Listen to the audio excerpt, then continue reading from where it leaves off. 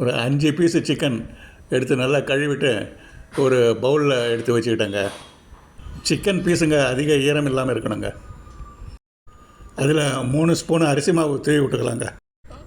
3 spoon கடலை மாவு அதையும் தூவி விட்டுக்கலாங்க.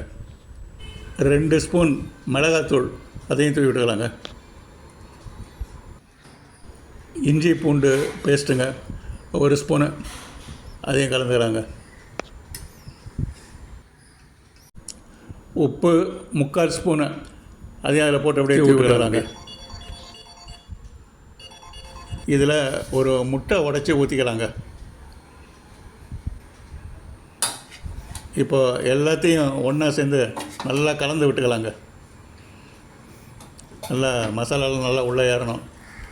நம்ம கையால் நல்லா பசைஞ்சு போட்டால் தான் மசாலாலாம் நல்லா கறிக்குள்ளே பரவலாக போகும். இந்த மசாலா வந்து தண்ணி இல்லாமல் கொஞ்சம் கெட்டியாகவே நல்லா திக்காக இருக்கணுங்க. இந்த மசாலா கலந்த பீஸுங்களை மைக்ரோவேவில் வைக்கிற தட்டில் எடுத்து வச்சு கொஞ்சம் இடைவெளி கொஞ்சம் இருக்கிற மாதிரி கொஞ்சம் தூரமாக வச்சுக்கலாங்க. அப்போ தான் ஹீட்டு நல்லா சர்க்குலேட் ஆகுங்க. மைக்ரோவேவுக்குள்ளே வச்சாச்சு. மைக்ரோவேவ் கதவை மூடியாச்சு. இதில் முக்கியமானது என்னென்னாங்க, இந்த வாட்ஸை காமிக்கிற சுவிட்ச் வந்து 350 இருக்கணும். கரெக்டாக 350 இருக்கணும். அப்புறம் இது வந்து மினிட்ஸு சுவிட்சு. இது வந்து திரும்பி 10 நிமிஷத்துக்கு வச்சுக்கலாங்க. இந்த மினிட்ஸோடைய சுவிட்சோடைய ஆரோ வந்து முடிகிற நேரத்தில் 0க்கு வந்துடுங்க. 0க்கு வந்தோடனே மணி அடிச்சிடுங்க. இப்போ கதவை திறந்துட்டு தந்தூரி சிக்கன் வச்சுருந்த பிளேட்டை எடுத்து வெளியில் வச்சிடலாங்க. தந்தூரி சிக்கன் நல்லா கொம்முன்னு வாசனை அடிக்குதுங்க. இது செய்கிறதுக்கு சரியாக 30 நிமிஷம் தாங்க ஆச்சு.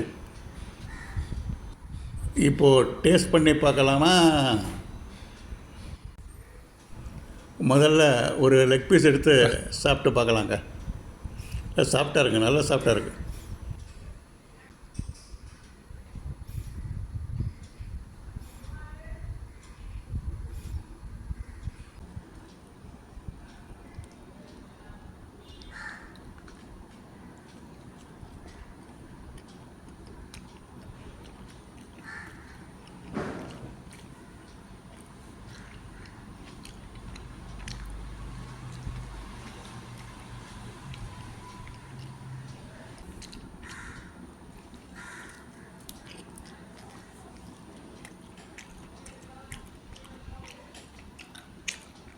கொஞ்சம் டொமேட்டோ சாஸ் போட்டு சாப்பிட்டு பார்க்கலாங்க.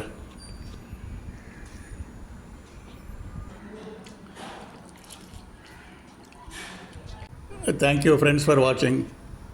இதே மாதிரி நீங்களும் சுலபமாக செய்யுங்க, சாப்பிட்டு பாருங்கள், எல்லாருக்கும் கொடுங்க. தேங்க்யூ.